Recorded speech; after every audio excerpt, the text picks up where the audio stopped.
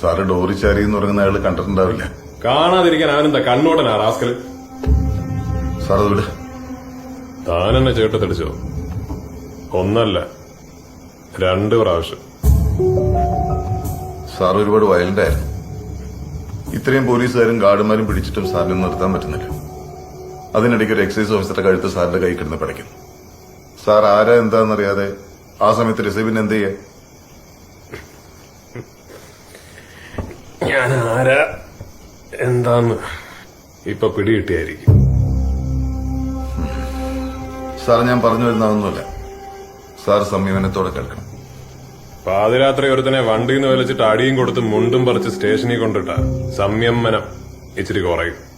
അതുകൊണ്ട് ഞാൻ സംയമനം നോക്കണ്ട കാര്യം പറ.